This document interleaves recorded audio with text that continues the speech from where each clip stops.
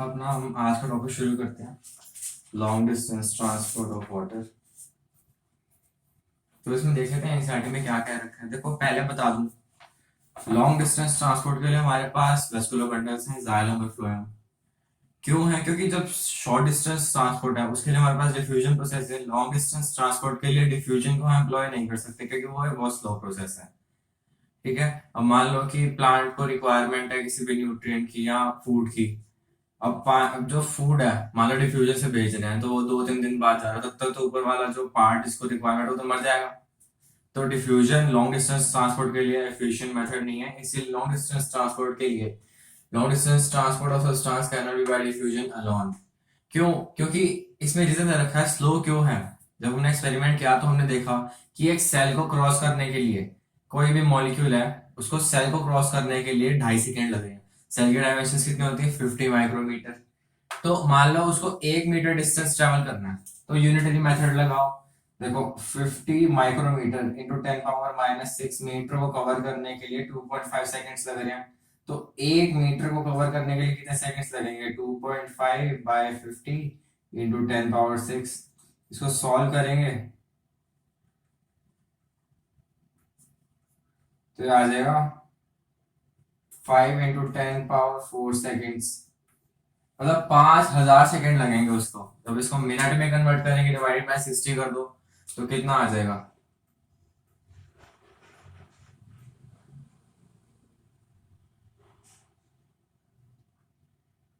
लगभग 900 minute. 900 minute का मतलब क्या है? एक बार 60 से फिर डिवाइड कर दो तो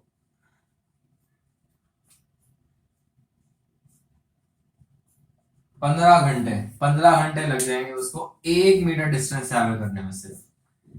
ठीक है। तो एनसीईआरटी के डेटा के अकॉर्डिंग एक टिपिकल सेल को क्रॉस करने के लिए किसी भी मॉलिक्यूल को 2.5 सेकेंड लगते हैं। जब उसको हमने डायमेंशन उसकी यूनिट चेंज करके देखा तो 1 मीटर डिस्टेंस को ट्रेवल करने के लिए उसको लगभग लगभग 15 घंटे लग रहे थे।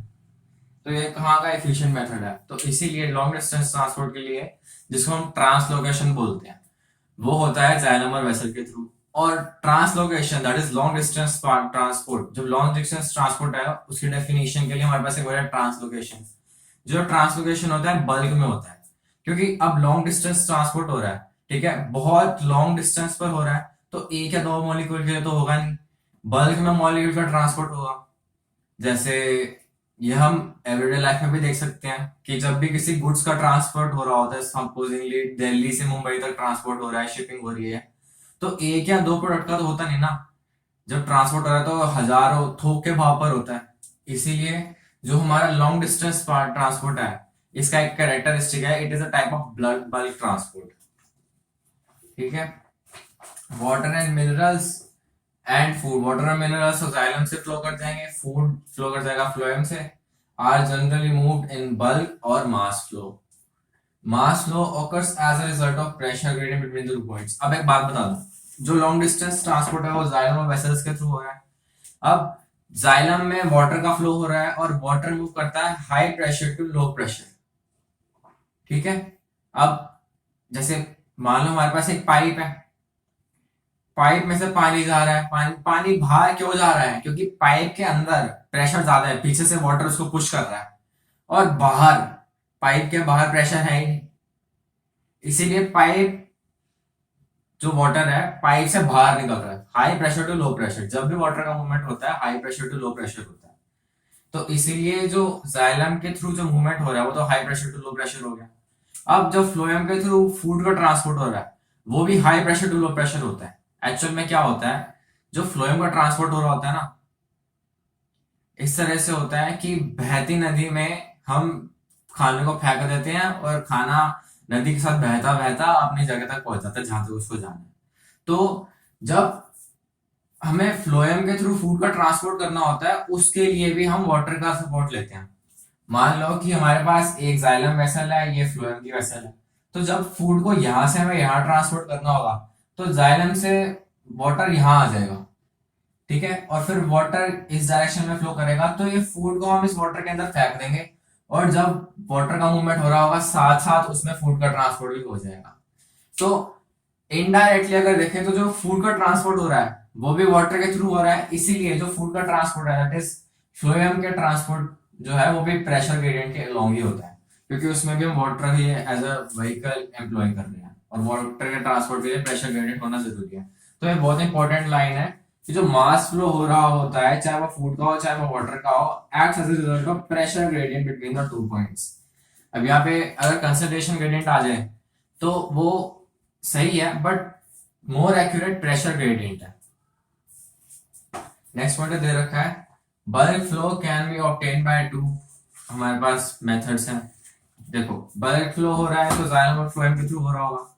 अब मान लो हमारे पास एक पौधा है, अब गौर से सुनना, पौधा है, पौधा पानी को खींचेगा, तो जब कैसे खींचता है, रूट्स हैं, रूट हेयर्स हैं, रूट के अंदर पहले हम क्या करते हैं सॉइल से मिनरल्स को, जो मिनरल न्यूट्रिएंट जो मिनरल्स होते हैं आयंस होते हैं उनको एक्टिवली ट्रांसपोर्ट कर लेते हैं।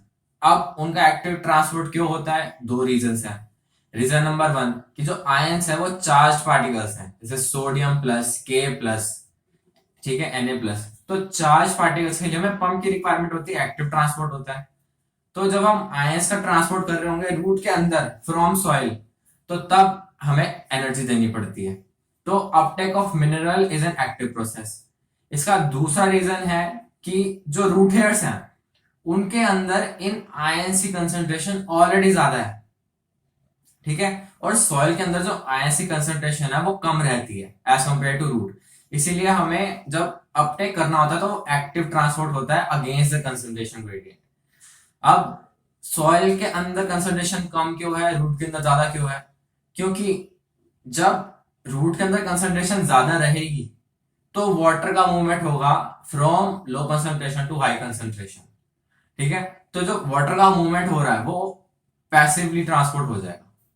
तो अपटेक ऑफ मिनरल हो गया एक्टिव ट्रांसपोर्ट और एब्जॉर्प्शन ऑफ वाटर हो गया पैसिव ट्रांसपोर्ट, ठीक है। और अंदर रूट्स के अंदर हमें कंसंट्रेशन ज्यादा रखनी पड़ती है ताकि वाटर ऑटोमेटिकली आता रहे, और यही रीजन है कि ये एक्टिव ट्रांसपोर्ट है। अब अंदर कंसंट्रेशन ज्यादा है तो low concentration to high concentration ions के लिए, आयंस की कंसंट्रेशन अंदर ज्यादा है रूट के अंदर, सॉइल के अंदर कम है, तो low concentration to high concentration ion का मूवमेंट हो रहा है, उसके लिए हमें एनर्जी देनी पड़ेगी, ठीक है। अब हमने रूट के अंदर आयंस की कंसंट्रेशन बढ़ा दी तो वाटर का मूवमेंट ऑटोमेटिकली हो जाएगा अंदर। तो जो अपटेक ऑफ मिनरल्स आयंस है वो हमारा है एक्टिव ट्रांसपोर्ट, और जो एब्जॉर्प्शन या फिर अपटेक ऑफ वाटर है वो है पैसिव ट्रांसपोर्ट, क्योंकि Uptake of ions occurs against the concentration gradient and movement of water flows along the or down the gradient, ठीक है। तो पानी अंदर आएगा रूट्स के अंदर, तो पानी अब ऊपर भी जाएगा।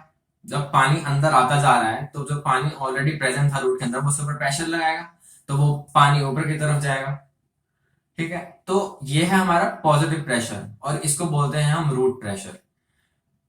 पानी आगे धकेल रहा है तो इसीलिए पॉजिटिव प्रेशर हो गया। अब ये हो गया रूट प्रेशर। अब हमारे पास आता है दूसरा टाइप ऑफ प्रेशर, ट्रांसपिरेशनल पुल।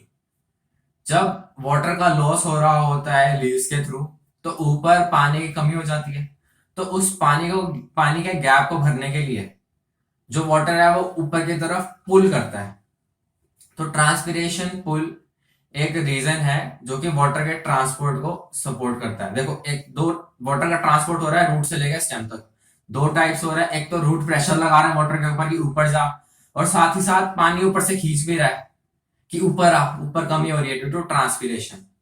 इसीलिए यहाँ पर बोल रखा है कि bulk flow can be obtain bye positive hydrostatic pressure. Positive pressure कौन सा है, रूट प्रेशर, ठीक है, क्योंकि वो नीचे से धक्का दे रहा है इसीलिए वो पॉजिटिव प्रेशर है। और negative hydrostatic pressure that is suction, ऊपर से पानी खींच रहा है, ट्रांसपिरेशन पुल जो है ऊपर पानी की कमी है तो ट्रांसपिरेशन की वजह से जो पानी है वो ऊपर खींच रहा है। तो जो ट्रांसपिरेशनल पुल है वो नेगेटिव प्रेशर है क्योंकि पानी को वो खींच रहा है ना कि धक्का दे रहा है। तो bulk flow can be obtained by 2 different methods, negative hydrostatic pressure और पॉजिटिव हाइड्रोस्टैटिक प्रेशर। अब एनसीईआरटी में देख लेते हैं, रीडिंग लगा रहा हूं एक बार सिर्फ और कुछ नहीं कह रहा। Long distance transport of substances with in a plant can not be bye diffusion along, already बता चुका हूं। Diffusion is a slow process उसके बारे में दे रखा है, ये एग्जांपल बता रखा है एनसीईआरटी में। In large and complex organisms often substances have to be move to long distances. अब लॉन्ग डिस्टेंसेस क्यों बोला गया है? क्योंकि जब सब्सटेंसेस है उनका साइज बहुत छोटा है। हमारे रिस्पेक्ट में अगर मुझे किसी मॉलिक्यूल का ट्रांसपोर्ट करना है पैर से लेकर सिर तक, तो डिस्टेंस तो बहुत छोटा है हमारे हिसाब से, बट मॉलिक्यूल के रिस्पेक्ट में जो डिस्टेंस है वो कई माइल्स का हो जाएगा। Sometimes the site of production and absorption of are too far from each other, तो उसके लिए हमारे पास special long distance transport become necessary. Water and minerals are generally moved by mass और बल्क फ्लो। ठीक है, water and minerals and food generally moved by mass और bulk flow. Mass flow is the movement of substances in bulk from one point to another as a result of pressure differences between the two points. तो mass flow हो रहा है, mass flow किसके अंदर हो रहा है? ट्रांसपोर्टेशन के अंदर, और ट्रांसपोर्टेशन के अंदर हमारे पास जाइलम और फ्लोएम आ जाते हैं, दोनों के अंदर प्रेशर ग्रेडियंट के अलोंग ही मूवमेंट होता है। It is a characteristic of mass flow that substances, whether in solution or suspension, are swept along at the same pace as in flowing river. ठीक है, This is unlike diffusion where different substances move independently depending upon the concentration gradient. अब mass flow हो रहा है तो सारे substances के लिए सेम रहेगा, किसी भी सब्सटेंस को वो स्पेशल ट्रीटमेंट नहीं देगा। जैसे कि डिफ्यूजन है, डिफ्यूजन में क्या होता है, जिस सब्सटेंस की कंसंट्रेशन का ग्रेडियंट मेंटेन हो जाता है उसी सब्सटेंस के लिए मूवमेंट पैसिव के लिए किया जाता है। ठीक है, बट इसके अंदर मास फ्लो के अंदर ये एक टाइप से ये है कि बहती नदी में जो चीज फेंकते जाओगे वो आगे बढ़ती जाएगी, अब वो चाहे छोटी हो चाहे बड़ी हो कुछ फर्क नहीं पड़ता।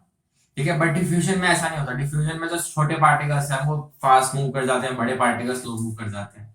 ठीक है, तो ये इसीलिए डिफरेंस बता रहा है। Bulk flow can be achieved either bye positive hydrostatic pressure, garden house, जो गार्डन के अंदर फुब्बारे लगाते हैं उनको गार्डन हॉस कहते हैं। अब ये पॉजिटिव प्रेशर के एग्जांपल में क्यों? क्योंकि वो नीचे से प्रेशर लगाते हैं ना पानी के ऊपर ऊपर जाने के लिए, इसलिए वो पॉजिटिव प्रेशर है, as we see in case of root pressure. ठीक है, और जब हम सक्शन प्रेशर की बात करते हैं, स्ट्रॉ से हम पानी को सक करते हैं, ऊपर की तरफ खींचते हैं, तो वो ट्रांसपिरेशनल पुल हो गया।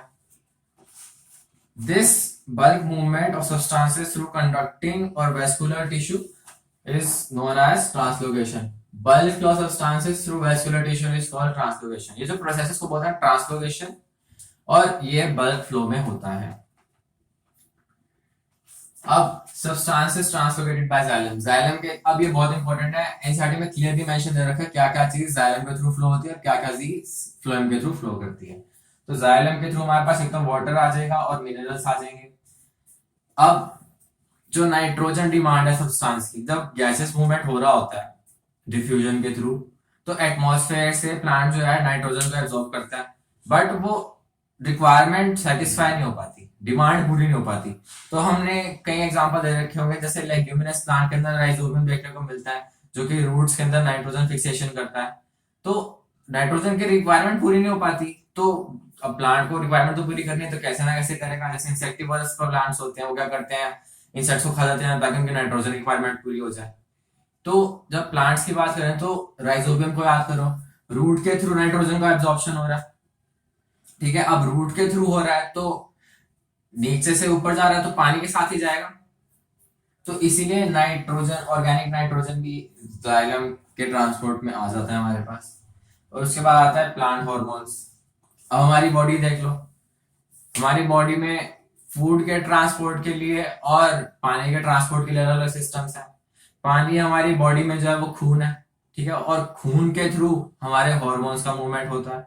खाने के लिए हमारे पास हमारा गट है, ठीक है, उस गट के थ्रू हमारा फूड का ट्रांसपोर्ट होता है। ऐसे सोच के, ऐसे जो मैं बोल रहा हूँ गलत है, बट ऐसे सोच लो ताकि जो डेटा दे रखा है हमारे समझ आ जाए। तो हमारी बॉडी में भी खून के थ्रू, खून क्या है, पानी है ना, लिक्विड ही है ना, लिक्विड के थ्रू हार्मोन्स का ट्रांसपोर्ट हो रहा है। ऐसे ही जो जाइलम है, जो प्लांट्स है, उनके अंदर जाइलम के थ्रू प्लांट्स हार्मोन्स का ट्रांसपोर्ट होगा। अब आती बात फ्लोएम की। फ्लोएम के अंदर सिर्फ और सिर्फ ऑर्गेनिक सॉल्यूट, सॉल्यूट आ गए ना, सॉल्यूट मतलब पार्टिकल्स हो गए, ठीक है, फूड पार्टिकल्स आ गए, चाहे वो ऑर्गेनिक हो चाहे इनऑर्गेनिक हो, फ्लोएम के उनका ट्रांसपोर्ट होता है। इसमें क्लियरली लिखा हुआ है एनसीईआरटी में, एक बार रीडिंग करके बता देता हूँ, ठीक है। The higher plants have specialized vascular tissue, xylem and phloem, Xylem is associated with translocation of mainly water, mineral salts, some organic nitrogen and hormones from root to aerial parts of the plant. The phloem translocates a variety of organic and inorganic solutes mainly from leaves to other parts of the plant. ठीक है, तो ये topic यहाँ तक easily हमको समझ आ चुका था। अब नेक्स्ट टॉपिक है how do plant absorbs water.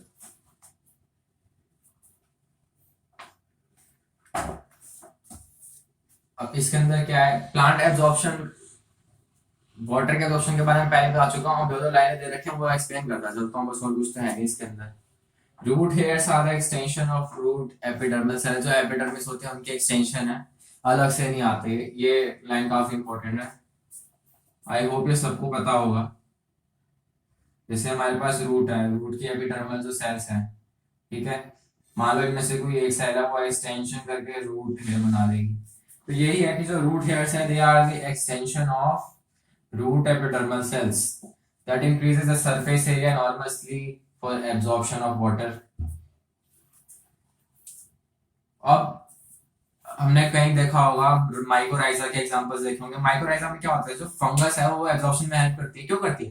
क्योंकि जो फंगस का स्ट्रक्चर होते हैं उसके अंदर हाइफी होते हैं, वो भी ब्रांच स्ट्रक्चर से होते हैं, तो वो भी सरफेस एरिया एनॉर्मसली बढ़ा देंगे, इसीलिए वो वाटर एब्जॉर्प्शन में हेल्प करता है। जैसे हमारे रूट हेयर्स हैं, रूट हेयर्स एब्जॉर्प्शन में हेल्प कर रहे हैं ना, क्योंकि वो ब्रांचेस बना रहे हैं। ऐसे ही फंगस को इसीलिए यूज करते हैं एब्जॉर्प्शन के लिए, वाटर एब्जॉर्प्शन के लिए, क्योंकि वो हाइफी होते हैं, उसके अंदर ब्रांच स्ट्रक्चर्स होते हैं, जिसकी वजह से वो वाटर एब्जॉर्प्शन को एनॉर्मसली एक्सपैंड कर देता है। Water along with mineral solutes is absorbed by root hairs purely by diffusion. अब वाटर का एब्जॉर्प्शन हो रहा है, तो वाटर का जो एब्जॉर्प्शन है it is diffusion.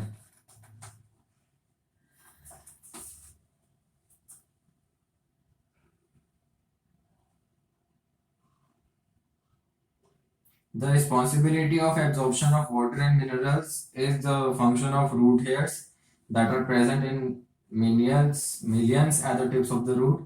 Root hairs are thin walled, slender extension of root epidermal cells that greatly increases the surface area for absorption.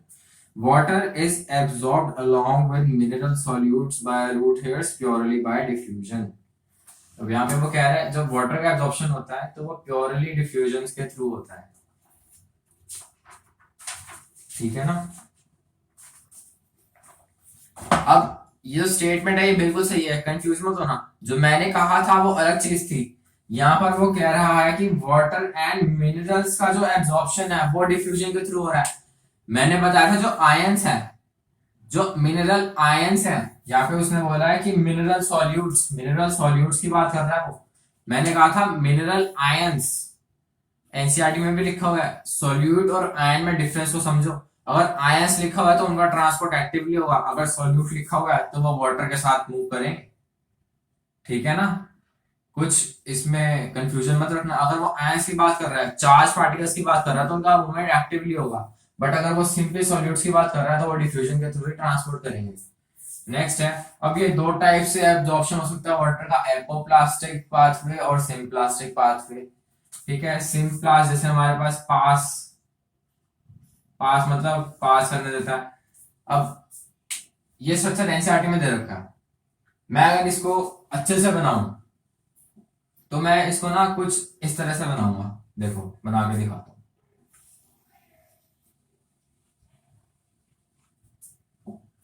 ये हमारे पास ढेर सारे सेल्स थे,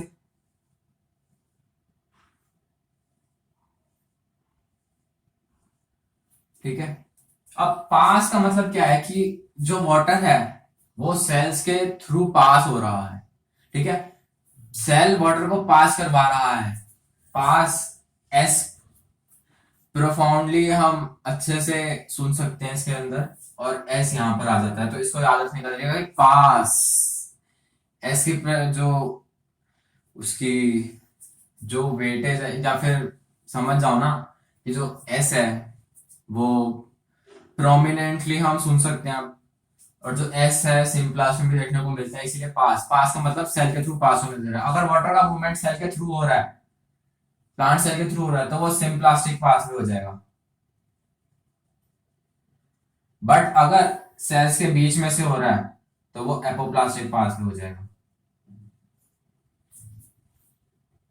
ये है मेरा वर्जन। अब हम देखते हैं एनसीईआरटी उसे किस तरह से रिप्रेजेंट करता है। हमें इस चीज को याद रखना है, इस चीज को याद रखेंगे तो जितना भी है सब कुछ समझ आ जाएगा। Apoplast is a system of adjacent cell walls that is continuous throughout the plant. अब उसने कह दिया कि सेल वॉल का हमारे पास ये सिस्टम है, तो ये तो मैंने प्लांट सेल्स बनाए थे, except at the Casparian strips and endodermis of the root। तो ये कहना चाह रहा है कि जो एपोप्लास्टिक पाथवे है उसके अंदर सेल वॉल के थ्रू वाटर का ट्रांसपोर्ट होता है। अब ये जो मैंने प्लांट सेल्स बनाए हैं इसके अंदर सेल वॉल नहीं बना रखी, ठीक है। तो जो प्लांट मेम्ब्रेन क्रॉस कर रहा है, प्लांट सेल की मेम्ब्रेन जब क्रॉस होगी तभी सिम्प्लास्टिक पाथवे बोलेंगे। अगर मैं इसके अंदर सेल वॉल बना दूं तो सेल वॉल तो इस मेम्ब्रेन के बाहर आ गया ना, ठीक है, सेल वॉल तो मेम्ब्रेन के बाहर आ गया, और अगर सेल वॉल के थ्रू ट्रांसपोर्ट हो रहा है तो एपोप्लास्टिक पाथवे आ जाएगा, ठीक है। Apoplast is a system of adjacent walls that is continuous throughout the plant accept at the Casparian strips. अब कैस्पेरियन स्ट्रिप्स ऑफ एंडोडर्मिस क्यों बना, क्योंकि जो एंडोडर्मिस सेक्शन होता है ना रूट का, उसके अंदर कैस्पेरियन स्ट्रिप्स आ जाती हैं, ठीक है। ये सुबेरियन की बनी होती हैं और जो सेल वॉल के अंदर डिपॉजिट हो जाती हैं। तो सेल वॉल के थ्रू मूवमेंट नहीं हो पाता पानी का, तो वहां पर पानी क्या करता है, वो पानी अभी तक तो सेल वॉल के थ्रू आ रहा था एपोप्लास्टिक पाथवे के थ्रू, बट वो पानी अब क्या हो गया, वो साइटोप्लाज्म में घुस जाता है, सेल के अंदर घुस जाता है। क्योंकि उस पॉइंट पर जब हम एंडोडर्मिस के अंदर पहुंचते हैं तब सेल्स का स्ट्रक्चर कैसा होता है, सेल का स्ट्रक्चर कुछ ऐसा होता है जैसे सेल्स हैं, ठीक है, ये 3 सेल बना दिए, इनके बीच का जो जितना भी स्पेस है ये सब भर चुका है, ठीक है, स्पेस ही नहीं है पानी के पास होने के लिए। तो उस टाइम पर पानी को क्या करना पड़ेगा, मान लो यहाँ से आ रहा था, अच्छा भला खेलता कूदता सेल्स के बीच में से एपोप्लास्टिक पाथवे से, अब उसको क्या करना पड़ेगा, सेल के अंदर कूदना पड़ेगा। ये देखो आ रहा था सेल वॉल के थ्रू, अच्छा भला अब उसको सेल मेम्ब्रेन के अंदर क्रॉस, सेल मेम्ब्रेन को क्रॉस करके सेल के अंदर कूदना पड़ा, क्योंकि एंडोडर्मिस के अंदर कैस्पेरियन स्ट्रिप्स हो गई थी डिपॉजिट सेल वॉल के अंदर। अब एपोप्लास्ट के बारे में बात कर लेते हैं। Apoplast through intercellular spaces, intercellular spaces cells के बीच में स्पेसेस था उनके थ्रू हो रहा था, बिल्कुल सही। And walls of the cells, cell walls के थ्रू होता है और इंटरसेल्यूलर स्पेसेस के थ्रू होता है। मैं फिर क्या कह रहा हूं, मैंने जो डायग्राम बनाया था उसके अंदर मैंने सेल वॉल नहीं बनाई थी।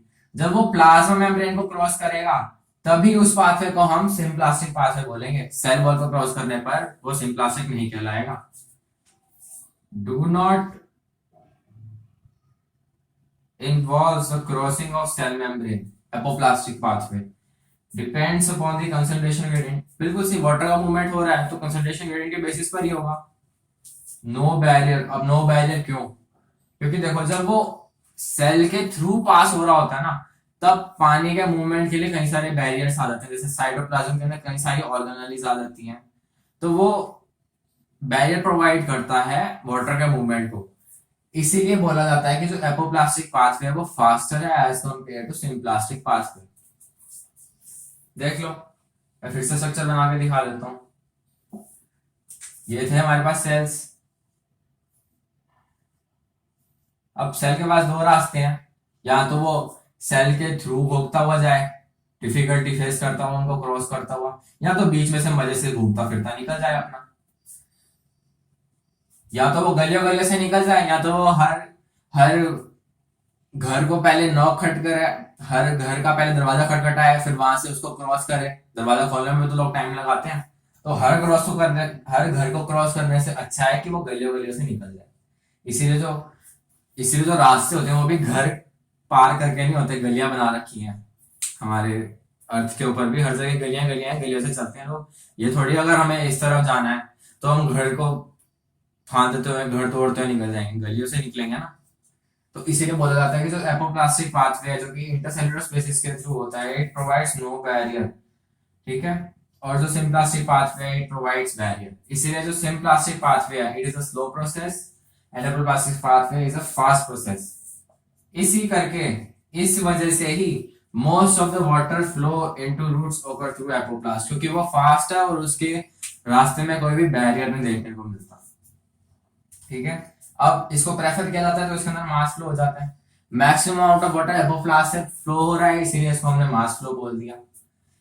ठीक है, ड्यू टू ट्रांसपीरेशन, ट्रांसपीरेशन की वजह से ऊपर पानी बाहर निकल गया तो ऊपर टेंशन क्रिएट होगी कि पानी है ही नहीं।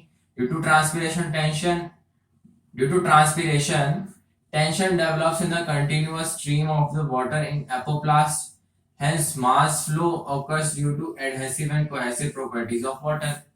अब adhesive और cohesive properties क्या होती है? अब जो adhesive property होती है वो different states के material के बीच में होती है, जैसे liquid और solid state के material, मतलब अलग properties होनी चाहिए दोनों materials की। और जो cohesive attractive powers होती हैं वो same state के materials के लिए होती है। जैसे हम बोलते हैं ना कि फेविकॉल इज हाईली एडहेसिव, तो फेविकॉल किन्हीं भी दो चीजों को ज्वाइन कर सकता है। ठीक है, बट ये नहीं बोलते कि इट इज, अगर आगे ना बात समझ में, जब हम बोलते हैं कि फेविकॉल इज हाईली एडहेसिव, इसका मतलब ये होता है कि वो दो डिफरेंट चीजों को ज्वाइन कर सकता है। तो मतलब दो डिफरेंट स्टेट्स के बीच में जब अट्रैक्टिव फोर्स होगी उसको कोहेजन बोलेंगे, सॉरी एडहेशन बोलेंगे।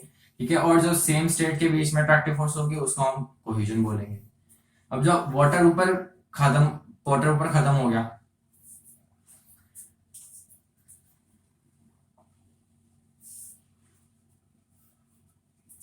मान लो हमारे पास प्लांट था, ये ऊपर लीफ थी,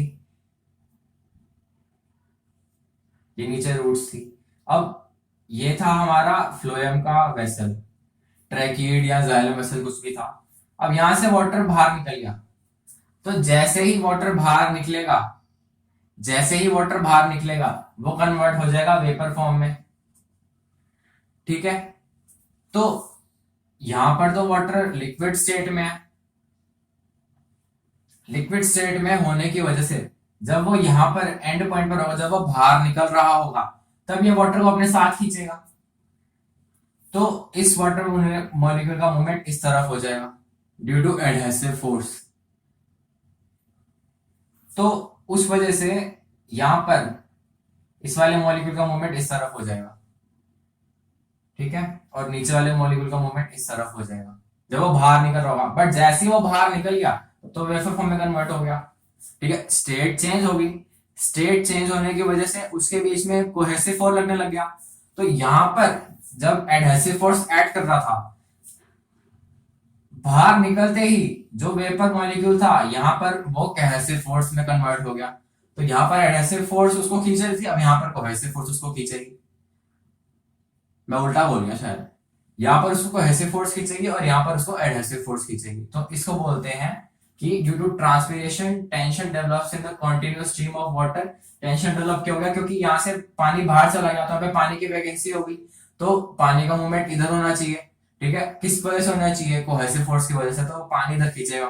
पानी का लॉस हो गया ना, ऊपर पानी की कमी होगी तो उसको पानी टेंशन बोल दिया। इन the continuous stream of water in apoplast, hence mass flow occurs due to adhesive and cohesive properties of water। adhesive property की वजह से भी हो रहा है और cohesive property की वजह से भी हो रहा है। ठीक है, अब एनसीईआरटी में देख लेते हैं कि एपोप्लास्ट के बारे में क्या सब दे रखा है। Apoplast is a system of adjacent cell walls, बिल्कुल सही बात, that is continuous throughout the plant. Plant के थ्रू आउट कंटिन्यूअस है, क्योंकि मेजॉरिटी ऑफ वाटर ट्रांसपोर्ट किसके थ्रू हो रहा है? एपोप्लास्ट के थ्रू। सिर्फ और सिर्फ जो हमारी एंडोडर्मिस है, सिर्फ वहीं पर एपोप्लास्ट एब्सेंट है, बाकी हर जगह प्रेजेंट है। तो यहाँ पे लिखा हुआ है कि apoplast is a system of adjacent walls that is continuous throughout the plant. पूरे प्लांट में सिर्फ और सिर्फ एपोप्लास्ट देखने को मिलता है, except at the Casparian strips of the endodermis and roots. ठीक है, तो अगर वो पूछे कि एंडोडर्मिस में रूट्स की किस टाइप का ट्रांसपोर्ट देखने को मिलता है, तो हमारा आंसर हो जाएगा सिम्प्लास्ट।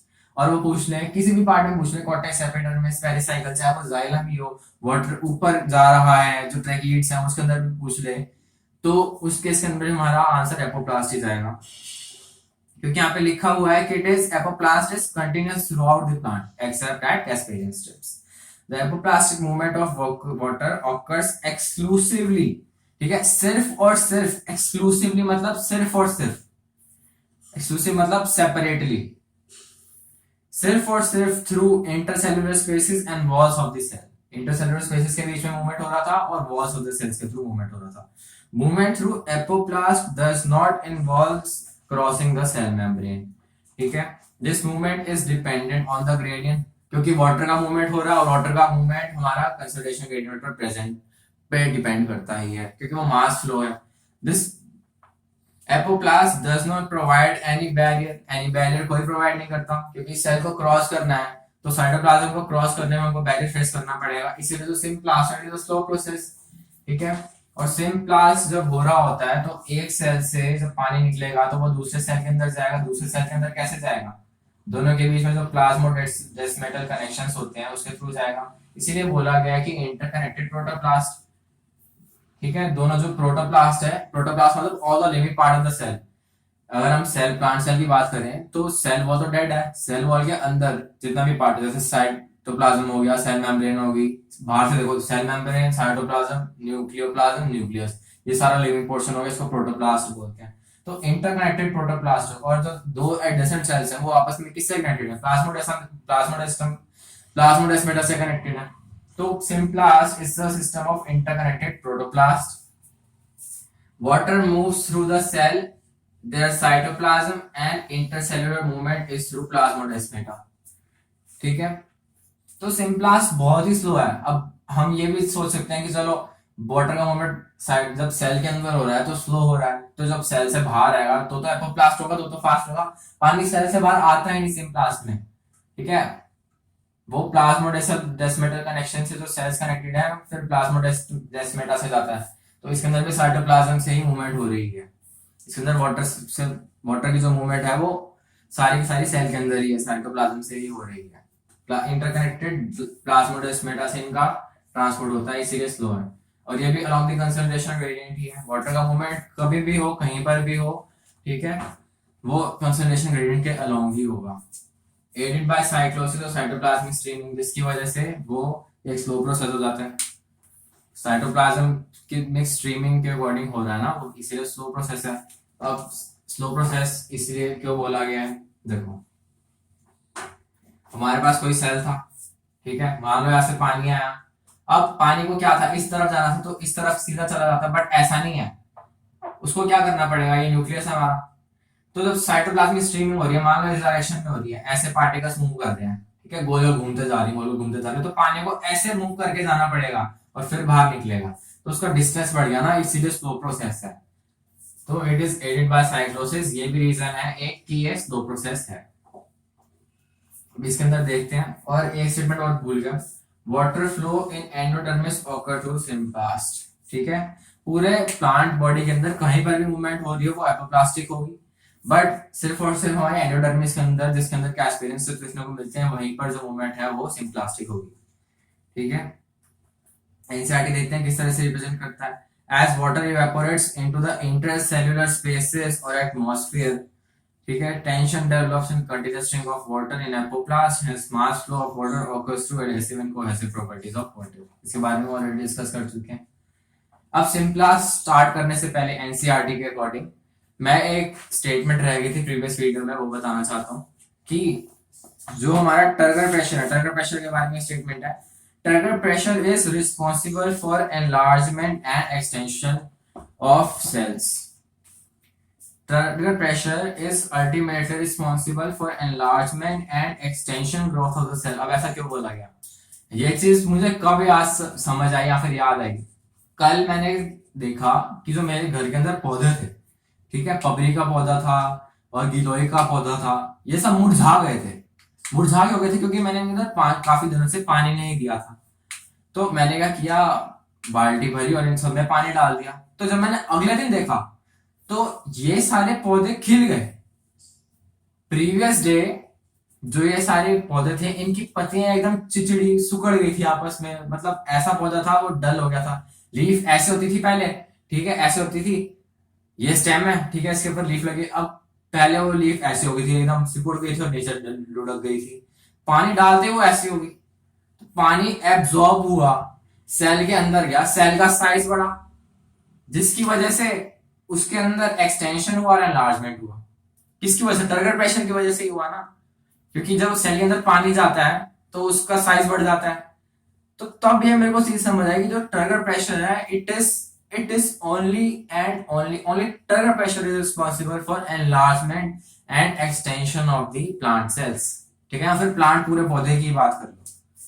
ठीक है, तो ये स्टेटमेंट काफी इंपॉर्टेंट है कि अगर वो पूछ ले कि extension and enlargement of cells, plant cells के लिए कौन रिस्पॉन्सिबल है और ट्रिगर प्रेशर हो जाएगा।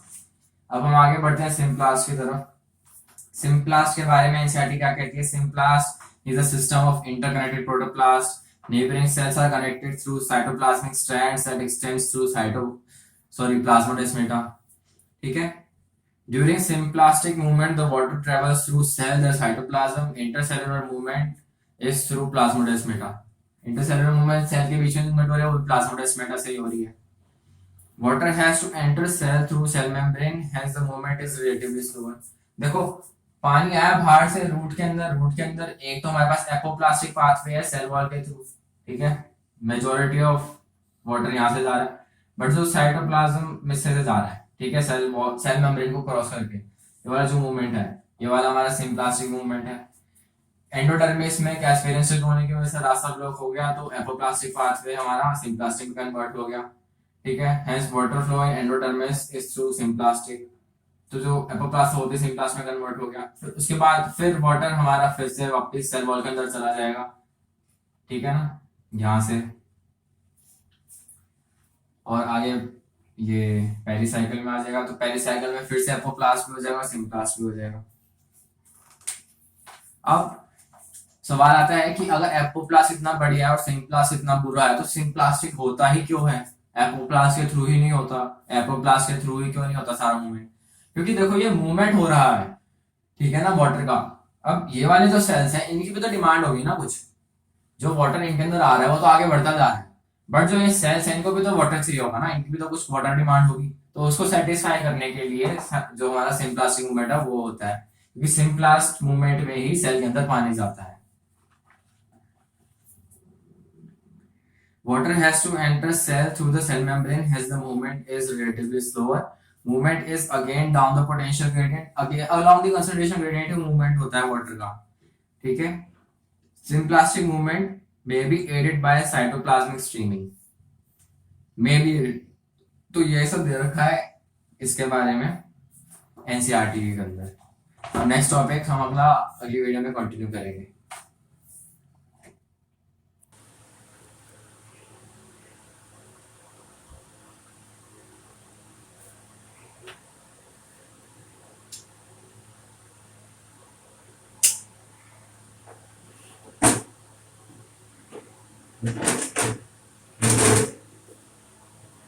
अब हम आगे कंटिन्यू करते हैं। Most of the water flow in root occur by apoplast, since cortical cells are loosely packed and offer no resistance to water movement। ठीक है, इसके बारे में पहले बात कर चुका हूँ कि जो मेजोरिटी ऑफ वाटर मूवमेंट है किसके थ्रू हो रहा है? एपोप्लास्ट के थ्रू हो रहा है। तो इसके अंदर अंडरलाइनर क्या है कि मोस्ट वाटर फ्लो किसके थ्रू हो रहा है? एपोप्लास्ट। क्यों? क्योंकि no resistance to water movement. इसके अंदर ये मेन हमारे पॉइंटर्स रहेंगे। उसके बाद आता है कैस्पेरियंसिस के बारे में। However, the inner boundary of cortex की inner boundary, अंदर वाली बाउंड्री क्या थी? एंडोडर्मिस थी। The endodermis is impervious to water due to band of suberized matrix called as Casparian strips। Casparian strips होने की वजह से सेल वॉल है उसके अंदर एपोप्लास्टिक मूवमेंट नहीं हो सकता, इसीलिए जो एपोप्लास्टिक मूवमेंट था वो कहाँ जा रहा था? सिम्प्लास्ट में कन्वर्ट होता है, वाटर सेल मेम्ब्रेन को क्रॉस कर रहा था।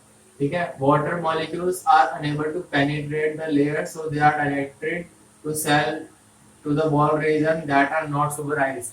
ठीक है, तो जब सुपराइज वॉल आई उससे पहले ही वो वॉल की तरफ मुड़ गया, वॉल को क्रॉस किया, वॉल को क्रॉस करके वो सेल मेम्ब्रेन को क्रॉस करता है और सीधा हमारा सिम्प्लास्टिक पाथवे फॉलो करता है। ठीक है, water molecules are unable to penetrate the layer, ये पढ़ चुके थे हम। Into the cell through the membranes. ठीक है, वाटर का मूवमेंट हो जाता है into the cell through the membranes. The water then moves through symplastic pathway and again crosses the membrane to reach the xylem।